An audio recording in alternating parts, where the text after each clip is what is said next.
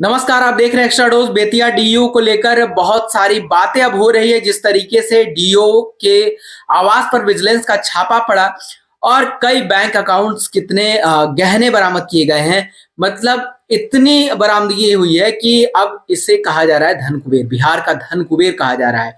और चाहे वो रीजनल मीडिया हो, चाहे वो नेशनल मीडिया हो, चाहे वो सोशल मीडिया हो, हर जगह इस धन कुबेर की चर्चा हो रही है।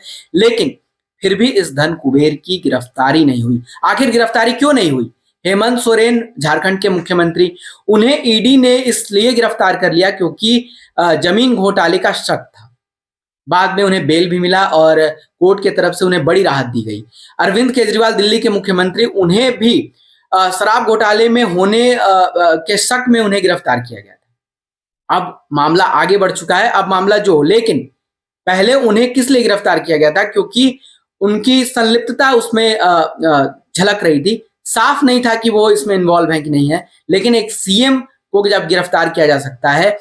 लेकिन अगर आप बिहार में इस धन कुबेर की बात करें, बेतिया डीईओ की बात करें, जिला शिक्षा पदाधिकारी हैं ये, और जब इनके घर से इतने बैंक अकाउंट्स के कागजात और गहने और ना जाने कितने कैश बरामद हुए हैं। ये आंकड़ा तो आ रहा है 2 करोड़ का, लेकिन 2 करोड़ से भी ज्यादा का रकम बताया जा रहा है। क्योंकि खुद बेतिया के सांसद संजय जायसवाल ने इस पूरे मामले पर सवाल उठाया है और कहा है कि कहीं ऐसा ना हो कि पिछली बार जिस तरीके से इस डीओ की पत्नी के पैसे पकड़े गए थे लेकिन कोई कार्रवाई नहीं हुई, अब ऐसा ना हो कि इस बार भी कोई कार्रवाई ना हो।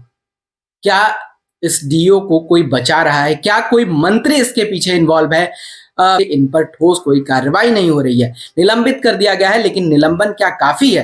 ये बड़े सवाल हैं जो कि शायद मुख्यमंत्री नीतीश कुमार तक पहुंचे भी ना, क्योंकि नीतीश कुमार पर यह आरोप लगते रहे हैं कि वो कुछ अपने नेताओं से घिरे रहते हैं और वो जो कहते हैं उनकी बातें सुनी जाती हैं। लेकिन अगर सवाल ये भी है कि अगर इस धन कुबेर डीओ की पहुंच इतनी ऊपर तक है तो आखिर विजिलेंस का छापा कैसे पड़ गया? विजिलेंस का छापा इसलिए पड़ा क्योंकि इनके खिलाफ ऐसा बताया जा रहा है कि खुद डीएम से लेकर सांसद से लेकर विधायक से लेकर सब इनके खिलाफ थे। और इनके कुकर्मों की बात सिर्फ अधिकारी और सांसद नहीं कह रहे हैं, विधायक नहीं कह रहे हैं, शिक्षक भी इनके कुकर्मों की गवाही दे रहे हैं और कह रहे हैं कि इन्होंने कितनी उगाही की है उन लोगों से।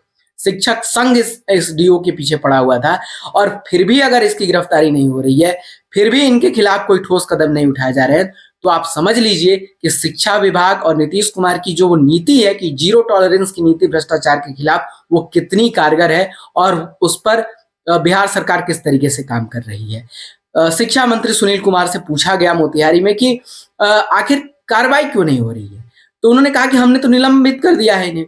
लेकिन निलंबन क्या काफी है क्या? सबसे बड़ा सवाल यही है कि जब मुख्यमंत्री को गिरफ्तार किया जा सकता है, पूछताछ उनसे करने के लिए उन्हें गिरफ्तार किया जा सकता है, तो आखिर इस जिला शिक्षा पदाधिकारी को क्यों नहीं गिरफ्तार किया गया? जब इतनी रकम पकड़ी गई है, इतने गहने पकड़े गए हैं, इतनी संपत्ति इनकी बरामद हुई है, कई लग्जरी गाड़ियां बरामद हुई हैं, तो फिर इनसे पूछताछ क्यों नहीं की जानी चाहिए? क्यों नहीं इन्हें रिमांड पर लिया जाना चाहिए और इनसे पूछताछ की जानी चाहिए? अगर पूछताछ नहीं हो रही है तो ये सीधा सवाल है कि इन्हें कोई बचा रहा है। फिलहाल इस वीडियो में इतना ही। देखते रहिए एक्स्ट्रा डोज।